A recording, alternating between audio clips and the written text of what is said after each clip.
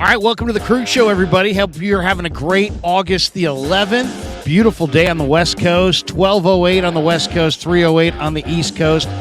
Training camp practice number 13, I believe, in the books. Niners and Raiders finishing up the second of the two joint practices in Las Vegas in advance of Sunday's preseason game number 1. And with us to talk a little 49er football is Al Sacco, who does a great job. Al's back on the show, host of the 49er Web Zone No Huddle podcast, which you can check out on the Odyssey Network. You can follow him on Twitter at Al Sacco 49. And he's with us on the Krueg Show to talk all things Niners. Al, welcome back. Good to see you, man. How are you? I'm doing good. It's good to be back. I always love talking Niners with you, Larry. There's always a lot to talk about. So there's always a lot to talk about. And today, just going through some of the details from practice, it sounds like the Raiders may have gotten the upper hand on the Niners on both sides of the ball. It's hard to really say one way or another. This was day 13 of practices. Brock Purdy, according to Jack Hammer, and I'll go off Jack's numbers, 16 of 28, touchdown run, 2 picks in the 11-on-11. It sounds like he had another pick in the 7-on-7. Sam Darnold went 3 for 3. He also had an interception in the 7-on-7. Trey Lance 1 for 2. He also had an interception in the 7-on-7, but 3 picks for Purdy. Maybe, I think someone said 5 or 6 on the day. Maybe it was 4 picks for Purdy, but definitely 2 in the 11-on-11s. And definitely 1 each for Lance and Darnold. So what do you make of? I mean, it's hard to say what do you make of interceptions that you didn't see. So right. That's always and even the people that were there, you got to kind of wonder what they saw, because I saw their vantage point. They're a field and a half away, so it was like they're watching a practice on a football field that's either 2 fields away or 1 field away. And just from being at at Niner practice, when you do get caught on the wrong field and you're trying to look at the other field, you can see it, but man, it's hard to analyze it. Let's just say, but a pick's a pick. Yeah. What do you make of the interceptions? What do you look at that and go, uh-oh? There's a lot of people this morning going, uh-oh, Brock Purdy, uh-oh, he's not the guy, because he's threw some interceptions against the Raiders. How do you view it? I have so many thoughts on this. The first thing is, all right, so Larry, in 242 regular season games, Kyle Shanahan's quarterbacks have thrown 235 interceptions. So in this offense, for whatever reason, quarterbacks throw a lot of interceptions. The only seasons where he was the OC or the head coach, 2016 with Matt Ryan, he only had 7. 2012 with Cousins and RG3, only 8. And actually last year, they only threw 9 total, which was one of the best totals of his career. So you have an offense like Kyle's where you throw the ball in the middle of the field a lot, things happen. Even Sean McVay, I think since he's been the Rams head coach, they've thrown like 84 interceptions, and Stafford had 17 the year they won the Super Bowl in the regular season. So I don't think that's like the end all be all. Now, if you throw crushing interceptions like the way Nick Mullins did in 2020, and you're in the red zone and you throw a pick 6 or a momentum changing interception, sure, that can be a huge deal. But just because you're throwing interceptions in practice too doesn't mean it's going to happen in the regular season. I mean, there was a practice Garoppolo threw 5 a few years ago, and everybody was freaking out. I think it was the year they went to the Super Bowl. But like you said, it is practice. People don't have the best vantage points. You don't know what they're doing. You don't know what they're working on. You don't know if it's something they would normally do in a game. Kyle may say, "Listen, this is the look I like. Throw it there. Just throw it there." Maybe that's what they're doing right now. So is it worrisome? I mean, maybe a little, just because you don't know. Our quarterbacks are unknown, all of them. Well, we know Darnold is Darnold, but in terms of Lance and Purdy, it's an unknown. So we're going into the season hoping Purdy is the guy that's going to take you to the Super Bowl, hoping he can continue what he did last season. But now it's like, whoa, wait a minute. Is he going to be a turnover machine? I don't think so. He's still working back from the elbow, I'm sure. But it's all we have right now, so it's what people are going to go off. But I don't put that much stock into it. If it's week 1 in Pittsburgh and it gets ugly, then I'll start to worry. But I'm not going to worry about it right now. Yeah, I mean, I didn't put a lot into the Garoppolo interceptions a few years ago, and I don't put a. To me, it's like you got to be there. You got to be there. You got to see Mhm. it. You got to see it, and you got to know the context because there's the interception that there was one the other day. Brock Purdy's getting blitzed. It's fourth down. He's got two open runners right in his face. He throws it up for grabs, hit the receiver's hands and Greenlaw, and then popped into the air and down the field. The Tayshaun Gibson picked it out of the air, ran it back for a touchdown. Oh, it was a pick six. Okay, Right. but it was a tip pass, as opposed to when you're throwing it when you don't have a full account of the defenders and you just throw it right to the defense. I mean, there are worse picks than others. I look at Brock Purdy last year, and what do you have? 13 touchdowns and 3 picks or 4 picks, something like that, Yeah. in the regular season. Now he was fortunate last year, though, right? I mean, he probably had at least 3 or 4 others that could have been picks. So it's obviously if you pile up interceptions, that's a bad thing.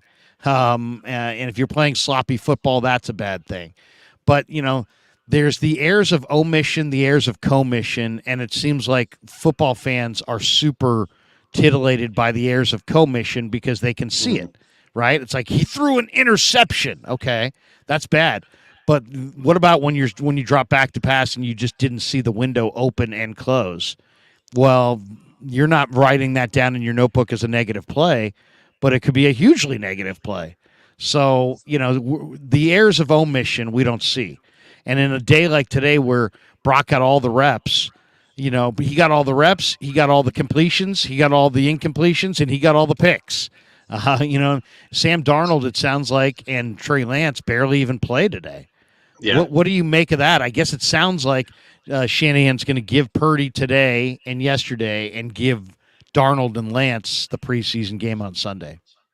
Yeah, I mean, I like to pay attention to what's happening in front of my eyes, and right now, what's happening in front of my eyes is Brock Purdy is the unquestioned starter of this football team. There's really no other way around it, and he's going to be getting all these first team reps. And Lance and Darnold right now are kind of fighting for the scraps, and we'll see what happens with those two. But this is Brock Purdy's team. I don't think that's going to change. In Shanahan's eyes, and people can agree with this or disagree with this, he's earned enough to have whatever leash Kyle has given him, however long that leash is, to be the starter on this team. And I don't think the preseason's gonna have anything to do with it. I think Brock is gonna get most of these reps, and we'll see in the preseason games, because I don't think Brock's gonna play a lot in the preseason, but that'll be the time for Darnold, and maybe that's when they're going to showcase Lance if they want. It's not something I want them to do. I want Trey Lance to be on the team this year, but the preseason could be a showcase for Trey Lance. What do you make of that? Because it's funny. Steve Mariucci talked about this yesterday with Rich Eisen. I don't know. Did you see any of that? I did, yeah. And I mean that was very interesting because we had just saw him sitting next to Kyle Shanahan on the NFL Network, and then there he is with Rich Eisen on his show. And for those who missed this, maybe we should share the screen on this and maybe let people see this. This is from yesterday on the Rich Eisen show, and this is Steve Mariucci, former Niner head coach, talking with Rich Eisen. And with us, and I'll fast forward this thing quite a bit. He was asked about. We'll see. We'll hear the beginning. You were at the Niners camp. What insight do you have on the quarterback depth chart order? Okay, so then he asked him that question. He talks for a long period of time here, Mm. so I'll fast forward it to about 3 minutes. I'll give you the last minute or two here. Here you go. Here's Mariucci, the last minute or two with Eisen.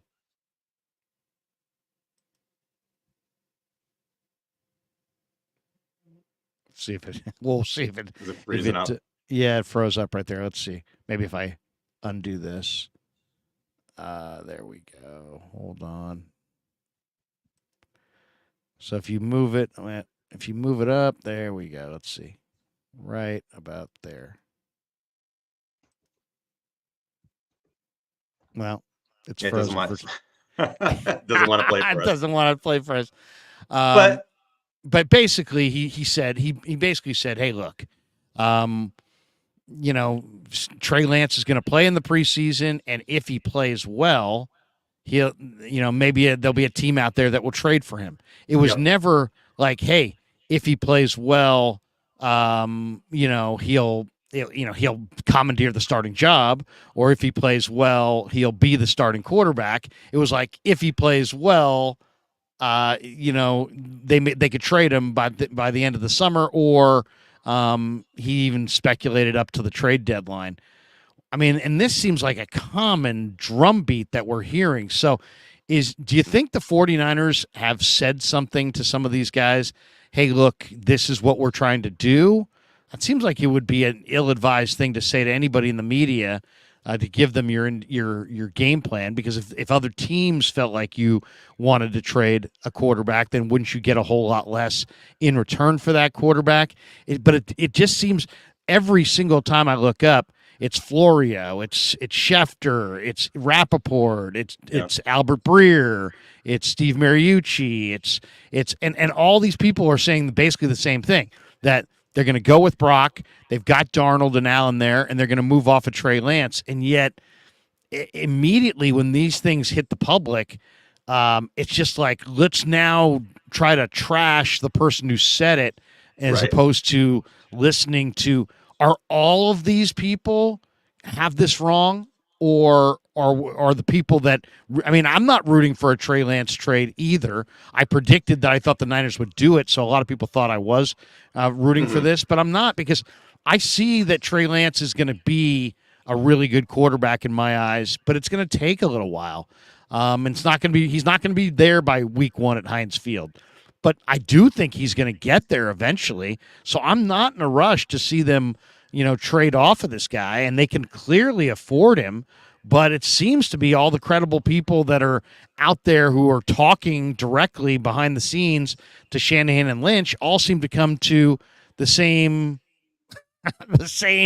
conclusion, that even if Lance plays well in the preseason, it just impacts his trade value, not his standing on the team. What do you make of that? Well, I think everything you said is right. These guys aren't sitting in a room and saying, "Hey, what rumors can we make up today that aren't true?" Where there's smoke, there's fire on here. There's some sort of truth or talk about this somewhere. Now, for me, again, if I look at this on a fan hat, and I think that's why a lot of people get upset. They can't separate like their fandom from reality, the reality of the situation, right? So if I put on my fan hat, I want Trey Lance here, and I think he should be here. If I look at this objectively as someone who covers the team, and I look at what they've done, what their actions have told us, their actions have told me that they really like Sam Darnold. They signed Sam Darnold on day 1 of free agency. Larry, he had a freaking press conference. How many third string quarter? You know what I mean? So they told him something to get him to come in. And I know for a fact Kyle has liked Sam Darnold for a while.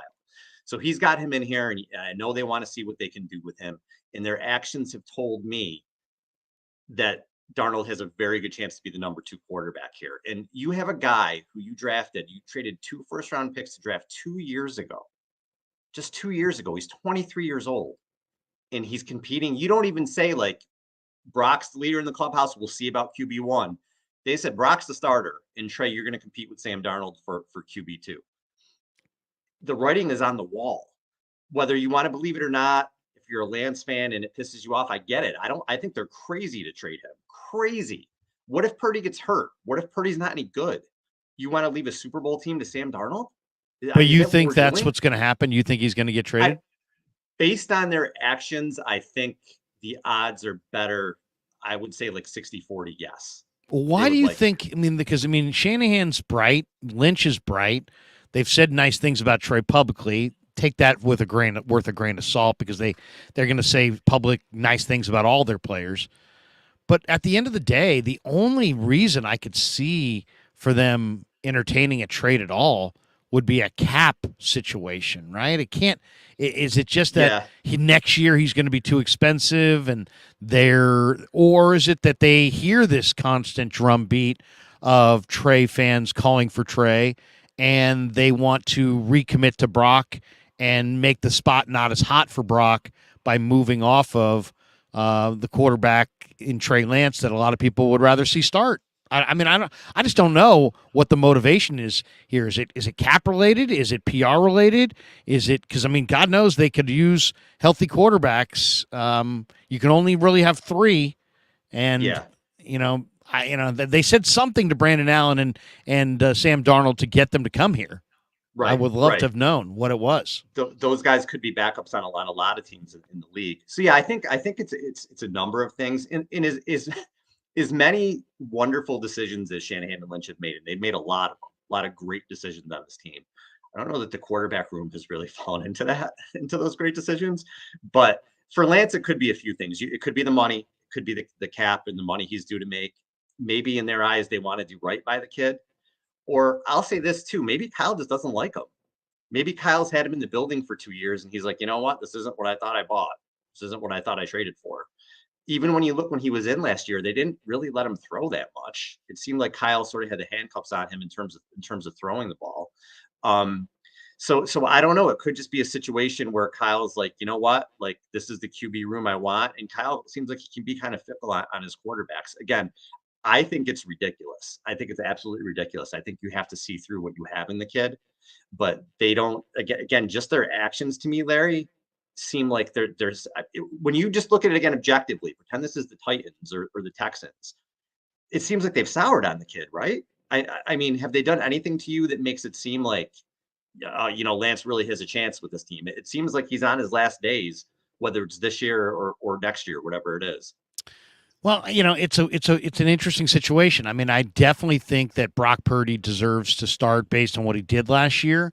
But you also went through a bunch of quarterbacks last year, mm-hmm. and I think Brock Purdy's a good quarterback, but it is still a small sample size. And let's see what he looks like in year 2, and let's see what he looks like when the league adjusts to him a little bit. Mm-hmm.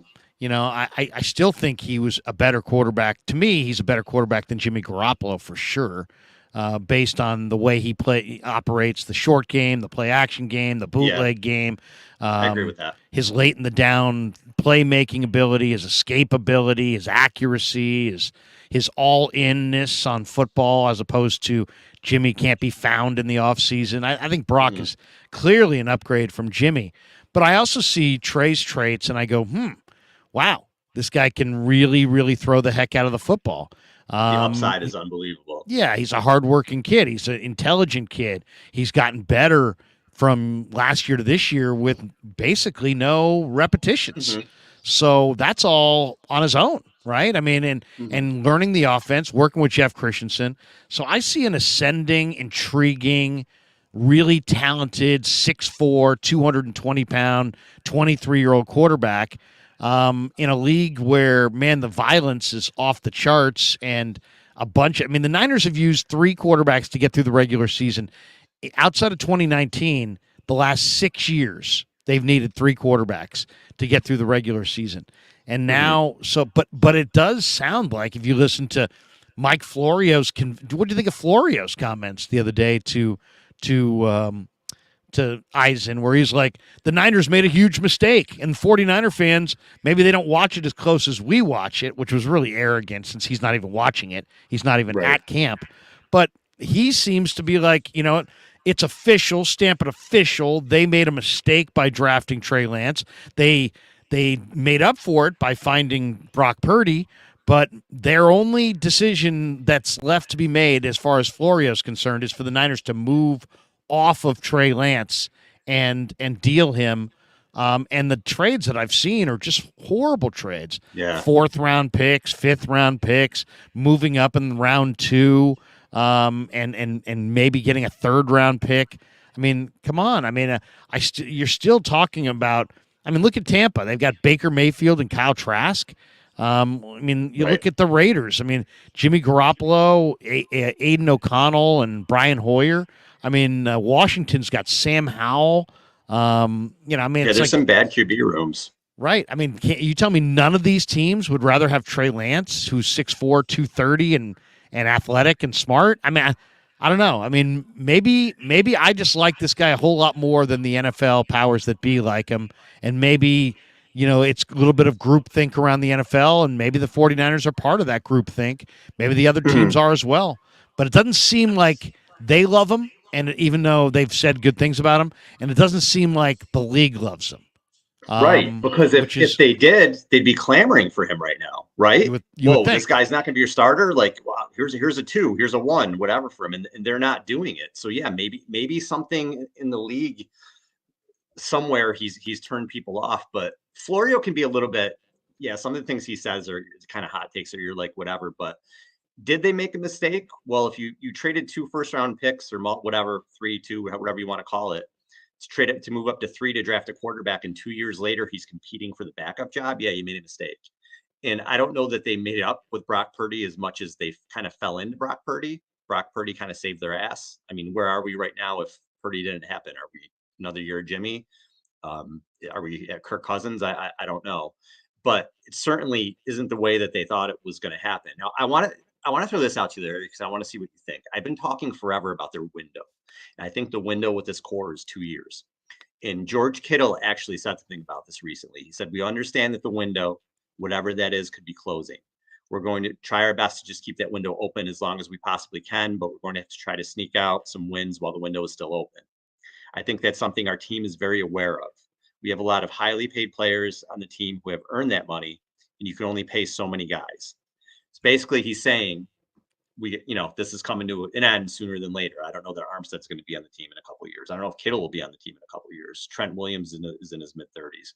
McCaffrey's probably only has 2 years left at this level. He's going to be in his late 20s, pushing 30.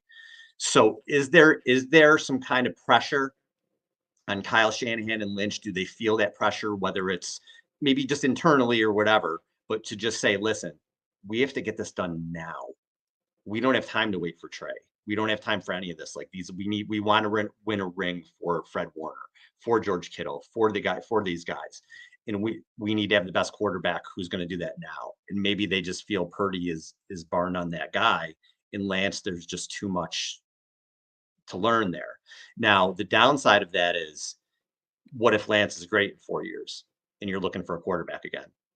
To not have that patience. So they brought in a quarterback who was maybe the most inexperienced college quarterback we've ever seen. And they brought him into a team that's ready to win now. And I think we got caught up in that excitement. I sure as hell did, of his talent, and said, well, okay, this guy, look at the upside of this kid. It's going to be great, without really looking at the reality that this kid's probably 2-3 years away. Right. You're going to try to win a Super Bowl with him in the next 2-3 years. So I just wonder if there's all this outside pressure or this internal pressure or whatever right now that's sort of forcing their decisions. Like we need to get a ring now with this core. We don't have time for Trey, and they're not worried about the future. That could be part of it. That's a short-sighted way to look at things. Because again, all the only thing that it hurts you the next 2 years to keep him on the team is money. That's it. If you really want to see if he's going to develop, because maybe he does take that next step. So it's been a weird situation, man. And maybe a lot of it is their own doing.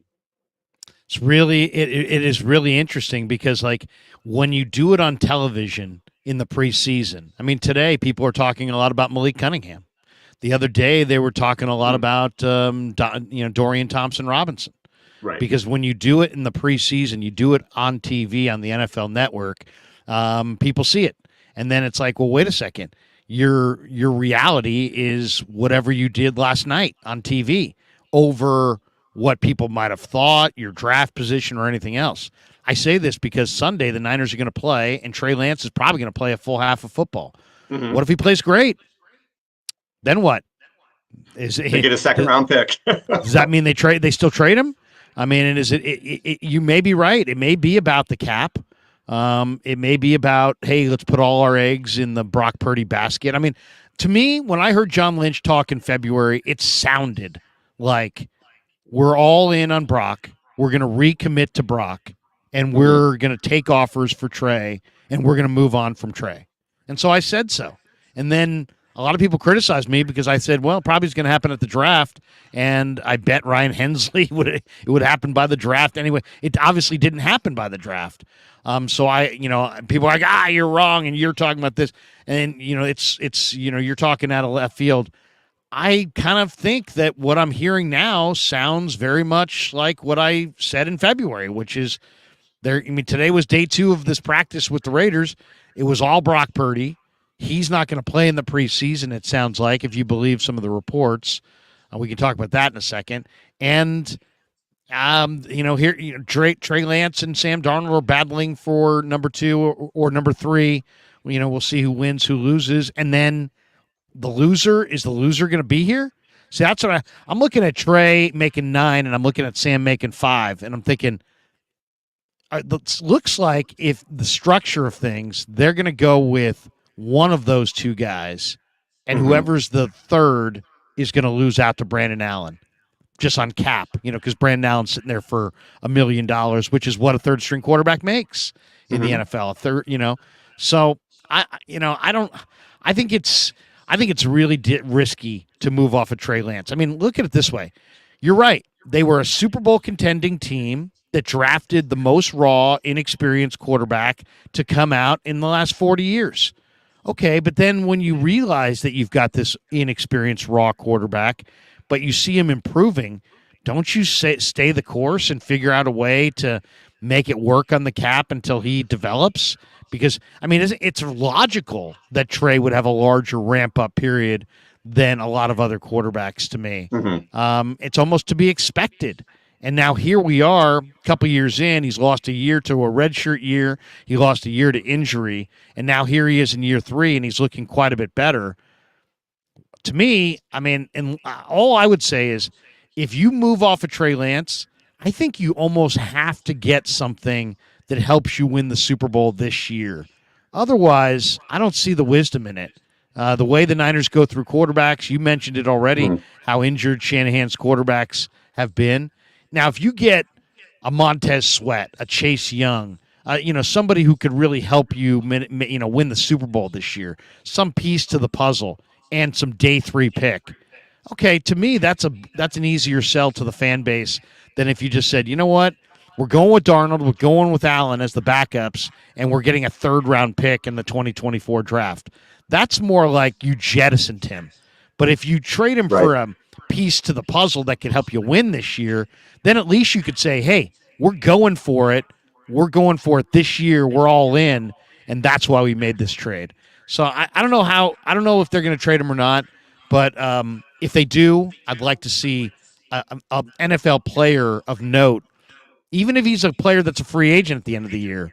I'd like to see somebody who could help them win this year come back in that trade. Yeah, and you mentioned injuries. Did you hear Kyle talking recently when he was talking about when Purdy broke his ribs or whatever he did to his ribs before the Seattle game? Right, he broke a rib. Poetic about him coming out and playing. And I kind of wonder, again, whether subconsciously or not, but if part of the reason they are down on Trey is because he's been hurt so much. Not that the injuries were his fault. It's not like he's pulling hamstrings or soft tissue type stuff. But Jimmy was hurt constantly. I mean, Jimmy's one of the most injury-prone quarterbacks in recent memory. And then you bring Trey in, and he's played in essentially 5 games. So the preseason game against, I believe it was the Chargers, he hurts his finger. Then he comes in against, I think it was the Cardinals, he hurts his knee. And then this game against the Seahawks, he breaks his ankle. So he's had 3 significant injuries in 5 games. Are they thinking again, is it part of the reason they've soured on him? Not that it's Trey's fault. These are all kind of fluky things. But this is another injured QB. Are they thinking that too? And again, we don't see. Yep. I don't know. Who knows? I mean, yeah. But we don't see what happens. We see what happens in front of our eyes. We're not seeing what's happening in the practices we don't see. We're not seeing what's happening in meetings and things like that. Something over the last 2 years has soured Trey Lance on 49ers. I don't know what that is. And they'll never come out and say it. We may never know. But something has soured them at some point. It's obvious at this point. So, but you look too, I don't think, and again, this is the Niners' fault if this is the case, but he's not the runner that maybe some had anticipated that he is. He's an athletic guy. He can move, but he's not a fluid runner in like the way Lamar Jackson is. He kind of stumbles into contact. That was when early in the season, I was like, why do you keep running him? It wasn't necessarily the play calls. It was that when you look at him, he's not a good runner. He's stumbling into a linebacker. Like, you're going to get hurt. And like it did ultimately end up happening. He's not Lamar. He's not Jalen Hurts. He wasn't avoiding contact. So they weren't using him in a way that was, again, if you look at what he can do, Kyle didn't want him to throw. It didn't seem that way anyway. He was having him run a lot. He's not a good runner. What are we doing? What were we doing? when he ends up getting hurt, and then Jimmy and then Brock and everything's changed. So I don't know, Larry. I feel like this is going to be a topic with fans and with content and everything else until something happens with it. But it's such a crazy situation that they spent all that capital on this guy, and it's gotten to the point it has in 2 years. Who do you think is going to win? Who do you think is going to play better between Trey and Sam this weekend, if you had to guess? I think that Darnold will take less chances. So I think Darnold will go out there and dink and dunk to death. Does that make sense? So I think he'll go out there. He may end up. Neither guy has taken huge chances for the most part in camp. I mean, Brock, to me, has thrown more deep balls than Darnold, Allen, and Lance all put together. Yeah, Brock I'm not sure why. Yeah, Brock will take his shots. I think Darnold's stats will look better, but I think Sam Darnold is Sam Darnold. I just think, if he can't come into the preseason and go 7 for 9, and what is he, year 5 in the NFL, whatever he is. Right. You know what I mean? So I think he'll come out. I think his stats will look better. I just think between the two of them, Trey's upside is so much more. I think they're nuts not to keep him around. Nuts. I do too. I think Trey's going to play really well. And then I think teams like the Raiders and, the Commanders, Buccaneers, Falcons, I think these teams are going to look up and say, you know what? We should go trade for that guy. Then the question is, what are they offering? And if I'm the Niners, I'm not moving this guy unless I get something really good in return. I mean, it's just because I think they could look really bad on the back end if they do. Let me hit a couple supers here. The coach says, "Coach, good to see you, man." He says, "Oh, we gonna dance tomorrow, Larry? Can't wait." Yeah, join me tomorrow on the live stream at 9 a.m. West Coast, noon East Coast for the coach who will stop by and chop it up on these Raider practices. Brother Bob says, "Coach, please dance with Kevin's dad / Purdy's pimp." That's what Brother Bob is calling me. I'm now my son's father and Brock Purdy's pimp. Ellen Arul Raj, excuse me, says, "Why you all talk about Brock's drop picks, still count the ones that hit JJ in the chest versus Washington, the arm punt versus the Dolphins, and one versus the Chiefs in garbage time." Yeah, well, I mean, there's picks, there's drop picks. I went back and watched the all 22 of all of Brock's starts, and I counted about 20 to 25 what I would call 50-50 balls. They easily could have been picks. So, I mean, if they're all picks, he's got 25 picks. But there's 50-50 balls. Part of being a good quarterback, though, is you have to be able to take some chances and throw the 50-50 ball and have confidence that your guy's going to go get it for you. And that was like my criticism against Alex Smith, is that he would not throw the 50-50 ball. Yeah. Never took any chances. Trey, though, like a lot of people I think takes care of the ball. Teams. Like, do people watch other teams? Do people watch Josh Allen play? And turnovers are unless you're Aaron Rodgers or Tom Brady, and those guys are ridiculous. A lot of quarterbacks are going to throw 10, 12 picks in the season. It happens. Go watch. I watch a lot of Bills games. Bills are kind of like my second team. It's like a family team. And go watch. Josh Allen throws a lot of balls. You're like, what the hell is he doing? He throws a lot of interceptions. It happens. If you're a playmaker, you're going to take chances. If you take chances, there's going to be potential for picks. Yeah. Andrew Luck threw a lot of picks. Now you have to throw 35 touchdowns to offset it. You can't have 20 touchdown passes and 17 interceptions. But Matthew Stafford, again, we mentioned in that Super Bowl season, dude had 41 touchdowns and he threw 17 interceptions. He's taking Peyton Manning rookie year had 28 picks. Yeah, Manning had a lot of seasons where he had 10 plus picks for sure, and even Brady in the earlier years. Aaron Rodgers is a freak. Up until quarterbacks don't throw 4 interceptions in a season. It's freakish. Most quarterbacks are going to throw picks if they're taking chances, and if they don't, they're probably not taking the chances. So, didn't Montana in the NFC title game in '81 throw 2 picks in the first half? And you talk about dropped interceptions. Remember, I was little, but the 1988 Super Bowl against the Bengals. Lewis Billups. Didn't he throw an interception? Wasn't it a drop pick in the end zone? Yeah, right to Lewis Billups. Right. Nobody's like, that Montana guy was pretty good, but he had that almost drop pick in the Super Bowl, so he's not that great. Like nobody, come on, right. nobody. It didn't happen. I know. It's amazing. It's amazing how we forget that the bounce of the ball and even the great ones do throw some interceptions. Yeah. And I'm not trying to minimize Brock's picks. For all I know, Brock could have been awful today. I don't know. I wasn't there. I didn't see it. But I'll say this: he's looked. He threw 4 all of last year. Right. And he had 13 touchdowns. So let's see what it looks like this year. Carlos says, how in the hell can they choose Darnold as quarterback too? With 100 turnovers in 55 games would be a big mistake. Lance is already better than Sam in only 5 games. I agree with Carlo. I really do. I don't understand the Darnold fascination. He definitely seems rejuvenated and happy to be in this situation. I realize of those 100 turnovers, let's say a quarter of them, 25 of the 100 turnovers were probably with the Jets, fourth quarter, trying to make a play, coming from behind. So it's situational on a bad team. There's a lot of pressure on a quarterback on a bad team. But still, that's still 7. If you take away 25 turnovers in those situations, you still have 75 turnovers in 55 games. He's got 55 interceptions, 13 fumbles lost in 56 career games, which is still bad. Isn't it? I thought it was 90. Isn't it 90? I thought it was 35 fumbles. Now you're saying fumbles lost? Yeah, no, but it was lost.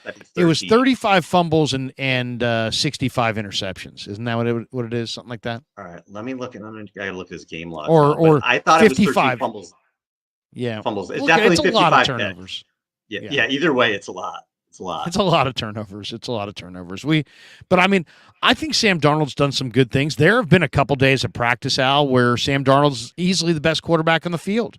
There was a practice a few weekends ago where the crowd was buzzing with Sam Darnold. I mean, he was making play after play after play. He was making some plays down the field. He was throwing lasers in the middle of the field. He had a high completion percentage. He was stepping up. He was looking great. He was carving up this Niner D. But then the next day, he doesn't look as good. And, it just, to me, it's just there's huge inconsistency. He can do it. He's like a scout's dream. He can do it for you, and you can say, hey, it's in there. But then can he do it consistently? That's where it becomes a problem. Todd Jersey said, thankfully Larry's independent because his programming is fantastic. Thank you, Todd. Appreciate it. I don't know if I'm truly independent. I have an opinion like everybody else. I'm a fan of Brock Purdy. I think Brock Purdy ought to start. But at the same time, I'm not sitting here saying, hey, Brock Purdy's Aaron Rodgers and Joe Montana all put together. And, everybody else, you know what I mean? I realize that Brock Purdy is a work in progress as well, right? It's not like he's some salvation or he's some savior of the Niners. But I definitely think that based on what I saw last year, he ought to be the starter going into this year. Do you think that Brock needs to play in the preseason? Because it's come out that from a couple different spots that maybe he's not going to be playing at all. I think it was Mariucci who might have said that he doesn't think that Brock's going to play at all in the preseason. I think he does. I'd like to see him get some game action because he's clearly, again, I haven't seen it with my own eyes anyway, but it appears there's some level of rust there, which is natural. He's coming off the injury or whatever, but I'd like to see him go out and get some series. Not this week, maybe not even week 2, but in the third preseason game, I'd like to see him go out there and get a few series. Just give him some layup throws, let him get hit a couple times, just get back in the swing of things because that Pittsburgh game is going to be a slugfest. He's going to go in and play a physical defense right away. So let him get in there, let him take a couple lumps, give him a few easy throws, 3-4 series and get him out in the third game. But I would like to see him play. I think it's a mistake if he doesn't. Car God says Trey Lance had 2 reps today, folks. Let that sink in. He's done. Is that true? Is that all he had? He had 2 reps today. Yeah. What do you make of that? Do you make of that they just wanted to go with Brock, or because they're going to go with Sam and Trey on Sunday. I don't think there's any doubt. I think they're both going to get extended run. What do you make of 2 reps for Lance and only a handful more reps for Darnold? So if this was the Bills practice and someone told you Josh Allen got all the reps and Kyle Allen got 2 reps, nobody would blink an eye, right? Right. So I think it's the same thing here. In Kyle Shanahan's eyes, Brock Purdy is the starter. Trey Lance is not. So Trey Lance is just a backup quarterback. That's what I make of it. In Kyle Shanahan's eyes, he got his starter all the reps that his starter needs, or he wanted his starter to get. And Sam and Trey are like Kyle Allen, and if they had somebody else competing with Kyle Allen for the Bills, that's all it is to me. So, do you look at, there's people that will claim that if Trey Lance is moved or it doesn't fulfill his potential, that regardless of what Brock Purdy does, that Shanahan and Lynch should be raked over the coals and be forced to answer for that trade. I don't know. I mean, I've seen, guys, you draft one quarterback in the first round, you draft another quarterback in the third round, or you draft one wide receiver in the third round, another wide receiver in the seventh round. To me, it's about do you win games? I mean, it's about ultimately what's your record. What do you win games? Do you win playoff games? Do you contend for championships? I look at the Niners right now as saying, yeah, they took a chance on a trade up for Trey Lance. I think eventually it's going to pay off, but there are those who think it isn't, and maybe the Niners won't wait around to find out. But is it a wash because they found Purdy in the seventh?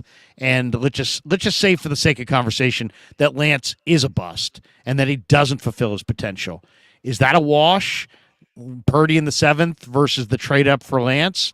Or should Shanahan and Lynch be heavily criticized for missing on Trey Lance? I think you have to wait for the book to be written. I don't think we know that yet. So if they win a Super Bowl or 2 in the next 4 or 5 years, then it's a wash. Then it's not. But if they miss out and you go back in time or you move forward, I should say, and look at this core and say, whoa, they didn't win a Super Bowl with that team, then maybe it is. And here's the thing people aren't talking about where I think the worry would come in.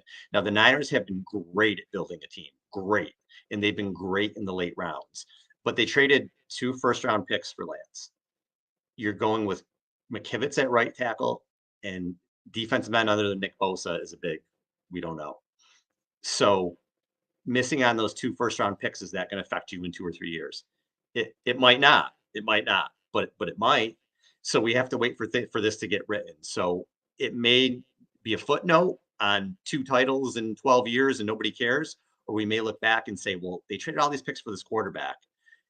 They got rid of him after 2 years. They didn't win a Super Bowl. They fell off after 2 or 3 years. We don't know. We have to see what happens in the next 2 or 3 years. But if things do go south or they don't win a title, yeah, they should be criticized. It doesn't mean they suck, because they've done a lot of other good things, but nobody's infallible. Nobody's perfect. Nobody does everything right. So it would be one of the things that would fall into the category of something they struggled with was the quarterback situation, whereas mostly everything else they've done has been great. But I think we have to wait 2 or 3 years to answer that. Jan Chosla with a great comment here. He says, Jed already said that it's about the whole portfolio. So there you go.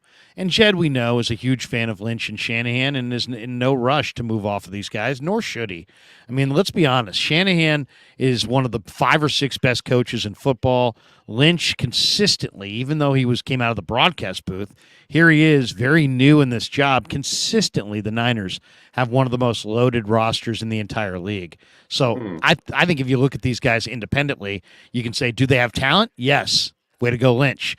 Do they win games? Yes. Way to go, Shanahan. Have they climbed to the top of the mountain? No. And that's why you've sensed this incredible urgency between the two of those guys. But there's a big difference between the mission's not accomplished and these guys need to be kicked to the curb. Right. Huge difference. Yeah, I mean, and it's just like sometimes I think people get so over their skis in their criticism and so in their feelings that it's like, Shanahan's got to go. I mean, Shanahan's got to go. Come on. I mean, that's idiocy. And Lynch is a bum. It's like, look how loaded they are.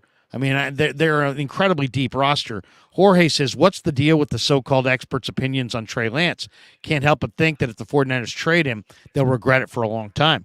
I agree with Jorge. I don't understand. To me, I mean, Florio's like, admit it. It was a huge mistake to get Lance.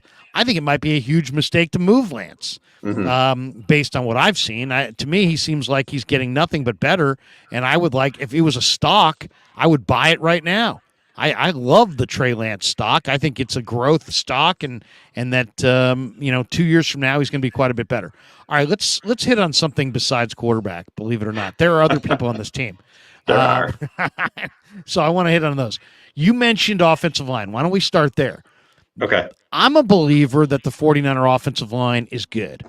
I don't think their third tackle is in their camp. Like, I don't know that Jalen Moore or Matt Pryor, Leroy Watson, I don't think those guys can be the swing tackle. But I like McKivitz. Trent is Trent. The guard tandem, I think, is going to be in place for the next decade. You got two centers, probably. one in Brendel and one in Feliciano. You got some good young prospects, I think, in Zakel and Poe. Fisher might be a decent prospect. They're just a little thin at tackle, and I think they have to trade for a swing tackle. But other than that, I'm not going into this season going, this O line's going to struggle. I think they're pretty good. What do you think?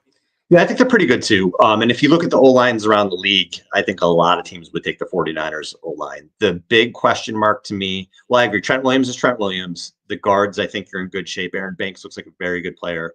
Burford, I think, will at least be serviceable. In the centers, Brendel played a lot better than I thought he did last year. And if he does struggle, like you said, Feliciano is a vet that can step in. McKivitz is another guy that we don't know. We have to see what happens. We've seen him in spurts, but can he hold up and play well over a whole season? We'll find out. I don't know.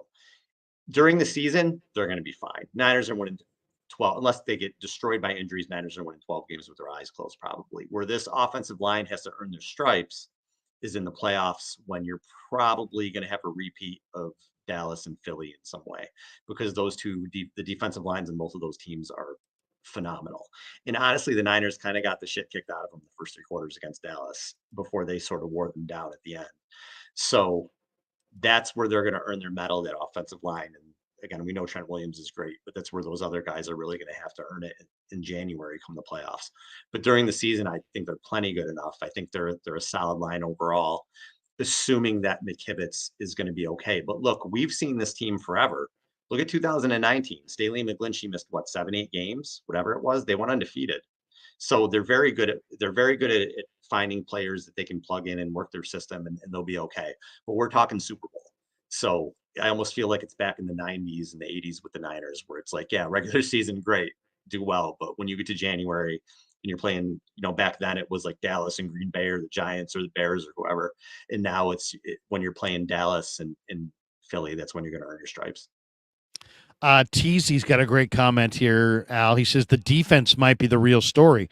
They got cooked by Jimmy in Vegas, was getting cooked by the Niner offense, who wasn't moving well against the Raiders D.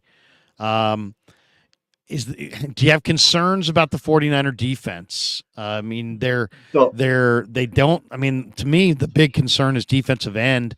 Obviously, there's no Bosa right now. Right. But you got Drake Jackson. He's got the hamstring. You got Cleveland Farrell, who struggled after being a top 5 pick. You got Kerry Hyder, who's a little long in the tooth. Beal's got a ton of physical potential. Can he come of age? There's Alex Barrett. There's Austin Bryant. There's Taco Charlton. Today they signed Breland Speaks. They signed Dalen Hayes. They're trying to put together as much depth as they can without Bosa. How concerned are you about the defensive ends?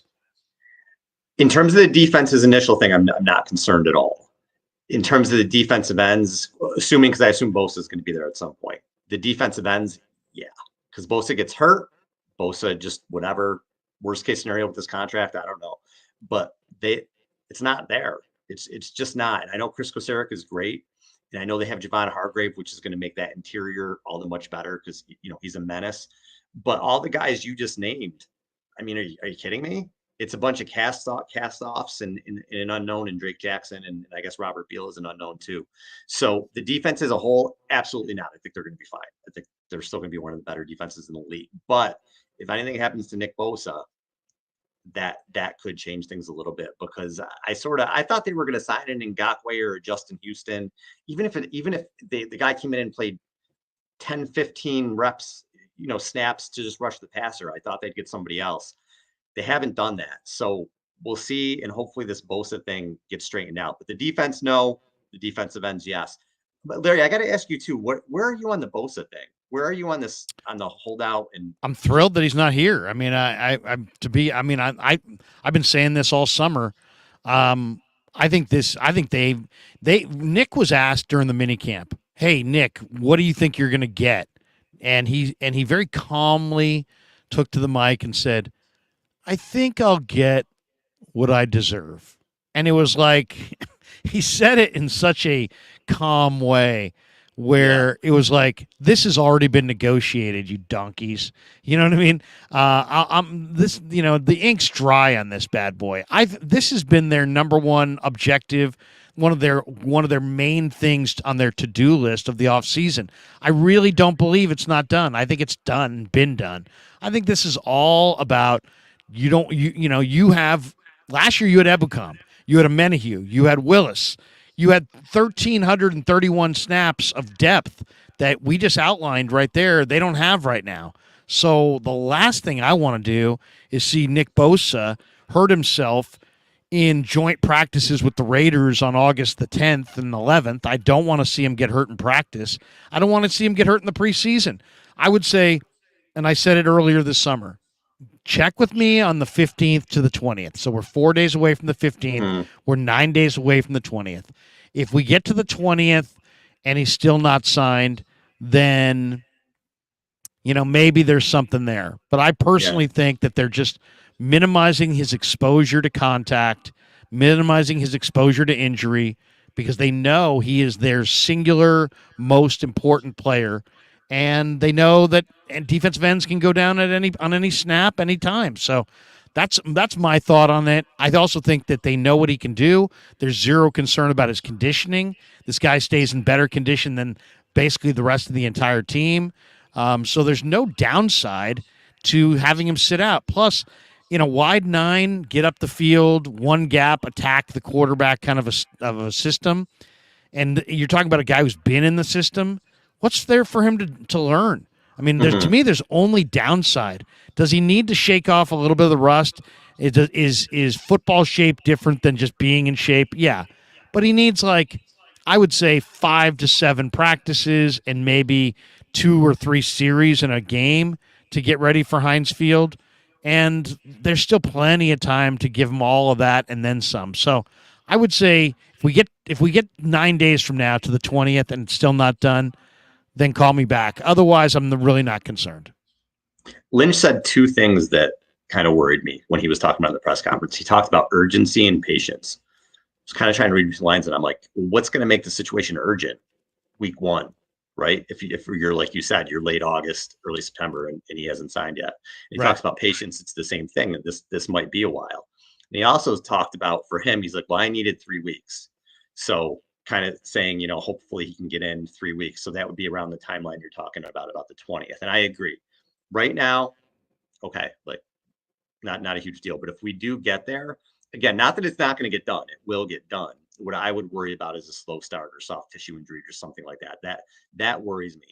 But there's also a part to me that says, and everything you said is right, you want to minimize Nick Bosa in the preseason. He doesn't need to be doing anything out there game-wise or practice, like joint practice or anything like that. But at the same point, you can hold him out of those things anyway, and he could still be in the building, right? And you could still say you're not going to do these things.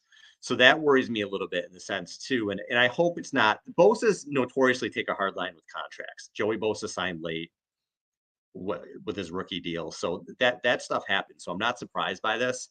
I just hope it's not a situation where the Niners are saying okay, you want Aaron Donald money. You want about $100 million guaranteed or whatever the highest guarantee is for a defensive player. You want that. Well, TJ Watt's got $80 million guaranteed, so we'll meet you halfway. I hope it's not that sort of thing, because if it is that sort of thing, it's going to be a while.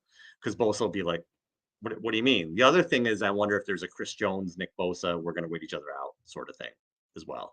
That worries me too with the agents if they're playing. But The difference, Week though, one, is Jones has accrued $1 million in fines that cannot be rescinded. Where Bosa, because of his they're going to contracts, waive it. Yeah. they can waive it, and Shanahan's basically said they will. So he's not accruing any kind of fines. And the only reason I don't think there's any acrimony here is when there's acrimony, there's typically trade rumors or ultimatums or some kind of cagey back and forth through some media source. Something gets leaked. There's been no Nothing. back and There's been forth at all nothing. here. Yeah. Yeah.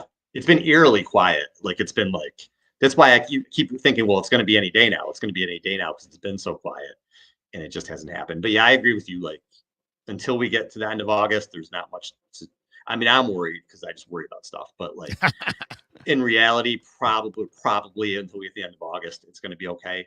But if we get to August 20th and 25th, yeah, Yeah. something's going on. But Yeah, seriously. But that's what almost about almost 2 weeks away. I yeah, mean, we've got a couple weeks still. if we, if we're sitting here a week from now and it's not done, okay, I'll start to look at the days and look at the practice schedule and look at the reps. But I don't think that I don't want to see him go. I don't want to see him rush in the last 24 hours, have one practice and go out there at Heinz Field. I don't want to see that. Right. But at the same time, I also don't want him to go down in one of these. I didn't want to see him practice in Vegas. To me, that today and yesterday were a big hurdle in the Bosa negotiations.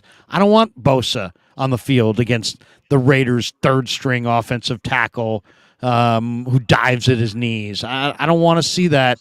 To me, we saw Greenlaw go down with a hamstring.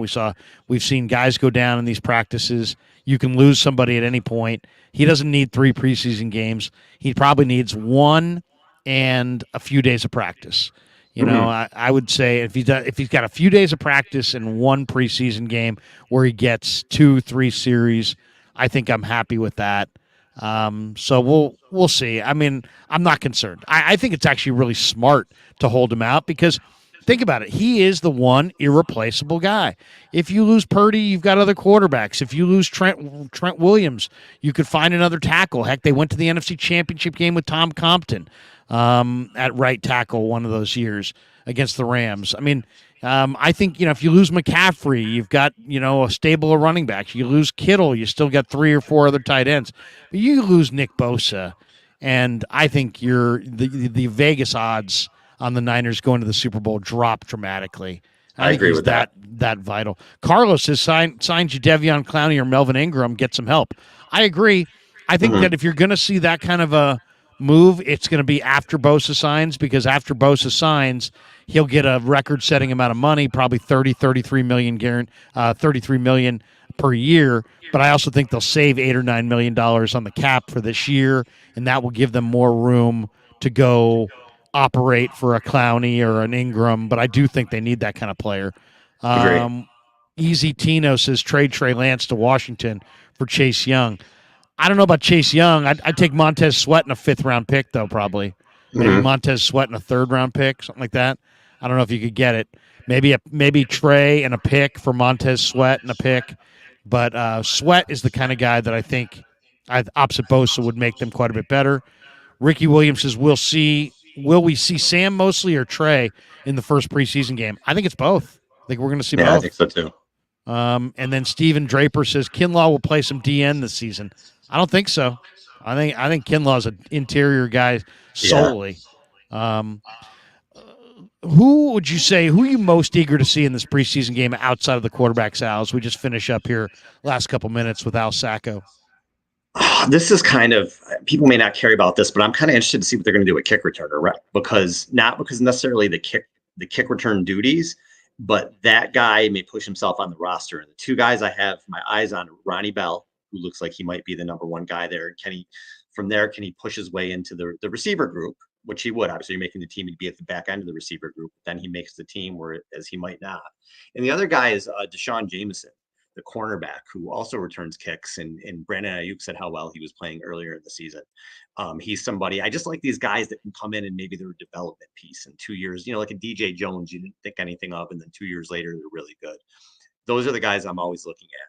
The other thing I'm a little interested in is the running back room, because I really believe you need someone. McCaffrey is going to get the lion's share of everything, but you also want him available for hopefully 20 games. So you need somebody else in there who's going to be able to take a little bit of the load off him. And we love Eli Mitchell, but Eli Mitchell's never healthy. So is there another running back that's going to look really good? I like Jordan Mason. TDP sounds like he's having a much better camp. That Leyburn, I forget his first name, but Leyburn is a guy. Kalen Leyburn, yeah.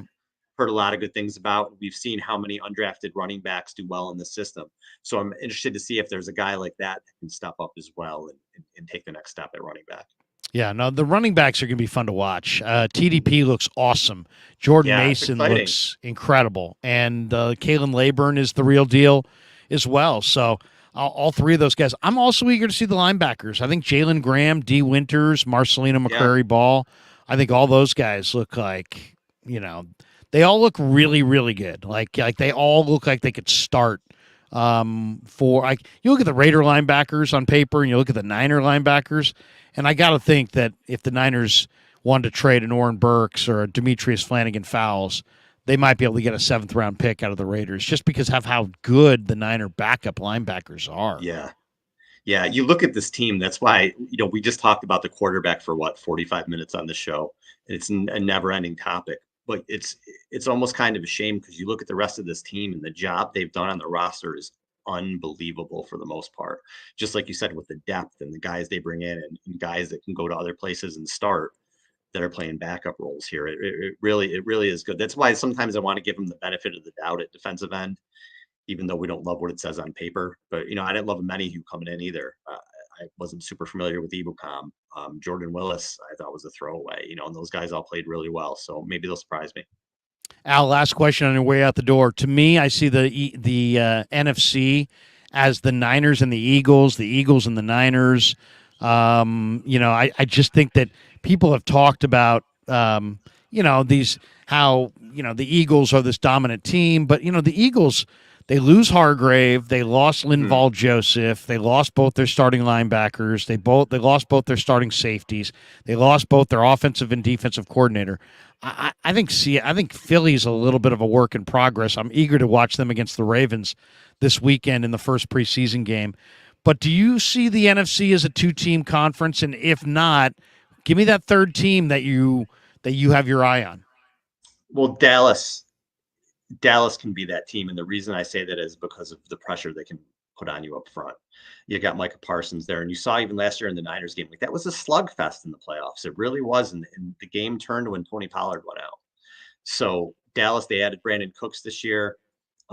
We'll see if the offense changes at all. They'll probably feature Pollard a little bit more there if Dak can keep the turnovers down. That's been the big thing with Dallas is the Niners have made Dak look shook the last 2 years in the playoffs. So Dak has to be a little bit better there against a phenomenal defense. But their front seven can wreak some havoc, and they got some players on defense, and ball bounces a different way. The Niners lose that game. And in terms of them and the Eagles, they're a division rivals, so anything can happen. But Dallas can be scarier than I think people are giving them credit for. Somebody I just saw said Detroit too. I don't know if they're there yet. They might be a year ahead. That might be a year ahead. I think Detroit's coming, but I not this year. I think Detroit might be a playoff team this year, but as far as a true Super Bowl contender, I think that's a year or two off.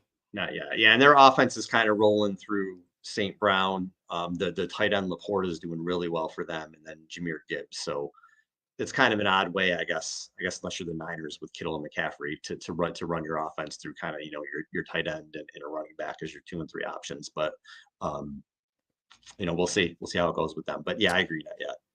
Al Sacco, the head of the No Huddle podcast on 49er Web Zone. It's part of the Odyssey Network. Tell people where they can go to find you and when you'll be going live streaming or putting out content again. Yeah, so anywhere podcasts are found, you can check out our show. We're going to have a guy named Larry Krueger on next week. So if anybody's into that, there you go. Into that show. But yeah, it's we do about 2 shows a week, sometimes more, and anywhere you can find podcasts. And then you can follow me at Al Sacco 49. Al, you do a great job, dude, and hopefully we'll once the season starts, we'll get a chance to have you stop by on the somewhat regular and hear your thoughts on the season. It's going to be an exciting season, as you can tell with 500 people in the chat today. you've got lots of interest in the 49ers on August the 11th. Something tells me a month from now, there might even be a little bit more interest. The regular fun. season brings out everybody. But great stuff, Al. Thanks for your time. Have a great day and a terrific weekend, and good luck with the podcast. We really appreciate you.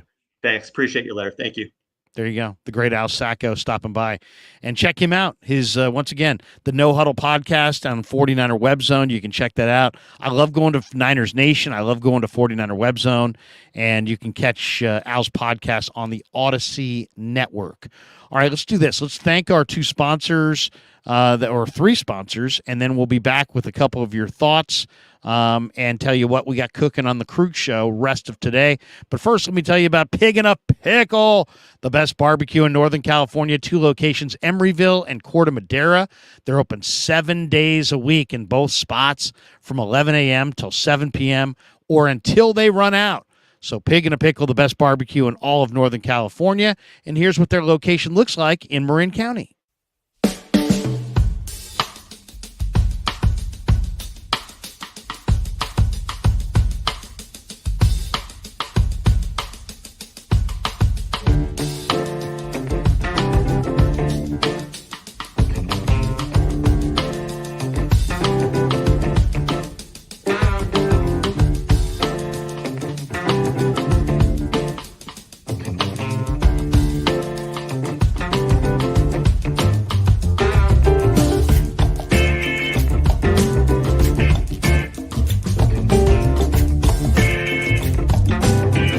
So New York style sausage was started over 70 years ago.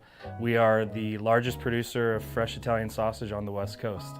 What makes our sausage in New York style is really the recipe came from back east, from New York, from Connecticut.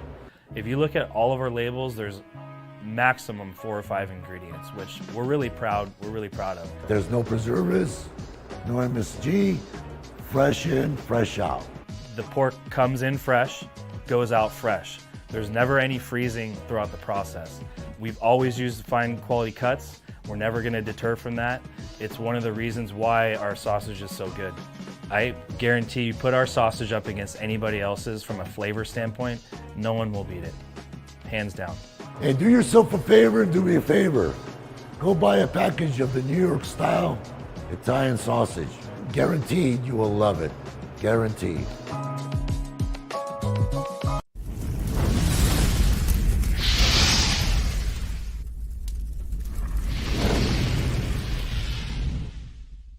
All right, coming down the home stretch on the Krueg Show, and thanks to Al Sacco for stopping by.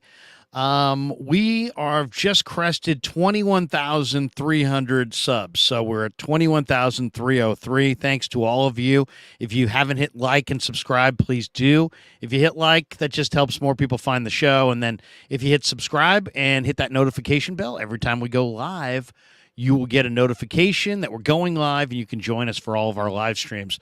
We talk a lot of Niner football on this channel for sure. In addition, a lot of Warrior basketball during Warrior season and some Giants baseball when they don't bore the hell out of me. So there you go. And the Giants, as you can tell, I haven't talked a lot of Giants this year because they bore the hell out of me. But we definitely want to hit a couple of these chats. We got a couple interesting ones in here. Let me throw them your way. Hendrick says, give Cam Latu some stickum spray. Yeah, he's got to hold on. He's got to hold on to the football. Lucky Luciano. Hey, Lucky, he says, Purdy is fool's gold. Fool's gold. All right, well, time will tell on that. Carlos says, start talking Dodgers and Lakers. Yeah, no. Let me think it over. I did. No, I've decided no. Always drip. He should get cut. He'll clear waivers. You're talking about Latu. I don't think he'll clear waivers. 3rd round draft choice at Alabama, tight end. I don't think he'll clear waivers. I think somebody will pick him up, but the Niners may waive him anyway. We'll see. We got one more super here from G Code Travels Vlog POV. What is the outcome and score versus the Los Oakland Raiders? The score of preseason games, who knows? But I think Trey Lance is going to play really well. I think Sam Darnold is going to look like Sam Darnold, and I think he's going to have some good plays and some bad. But I think the takeaway is going to be that Trey Lance plays really well. I think the Niner running backs are going to run really well. I'll say Raiders win. I'll go 24-21 Raiders. And it's just a guess, and none of it matters. We got Fish and Chips who's saying, Larry, you are hogging the mic. And sometimes it sounds like you're whistling. Maybe a little step back. Is this better? Would you prefer this? Better, better, better, better, better, better. Not as good. Anyway, we'll play with it. We'll play with it. Thank you, though, Fish and Chips, for giving me the breakdown on that. A lot of people, Robert Tuncap, saying Brock arm fatigue Purdy. Okay. Mitchell and Ness says Grant is going off today. Good. Good for Grant. Grant's very passionate about these practices. Frank Tom Ocean says smash the likes. Carlos says over or under 11.5 wins for the Niners. I think the Niners are a 12-win team. I really do. And I think they'll get a win number 1, week 1 in Pittsburgh. All right, that's going to do it for us today as far as this stream is concerned. We appreciate all you guys in here. I'm going to take a break. It's about 1:20, 40 minutes from now at 2 o'clock. The great Brad Graham's going to be in the house. We'll do another Niner live stream in about 40 minutes. So I'm going to get a little lunch, visit with my kid, and then I'll be back at 2 o'clock for myself and Brad Graham at 2 o'clock talking Niner football. Can't wait to talk to Brad. He spent a lot of his summer out at training camp. We'll get his thoughts on what he saw this summer. And Brad's got very deep knowledge when it comes to personnel. So we'll pick his brain on what he saw and what he thinks of the upcoming year. We'll also mix in some quarterback talk with Brad as well. Why not? And then tonight at 8 o'clock, in the midst of the Giants game against Bruce Bochy's Texas Rangers, Damon Bruce is going to stop by tonight at 8 o'clock. And we'll have a little back and forth with me and Damon. Tomorrow at 9 a.m., the coach is going to stop by. Sunday at 4 p.m., we'll do post-game on the Niners. We're trying to get the coach involved for that as well. We'll see. If not, we also are going to have my kid will be involved on the post game, and Kevin, that is, and then Bay Area Baller will be in the house as well. Maybe even John Dickinson will have to throw an invite towards JD, and we'll chop it up and talk about preseason game number 1 with all of these guys and get their perspectives on the preseason. So thanks to Al Sacco. Check out his podcast and check me out at 2 o'clock with Brad Graham. Time for lunch. Excuse me, wrong button. Yeah, never met a man I've been scared of. Careful, you gon' get exactly what you asked for. Here for whatever you bring me, getting handled.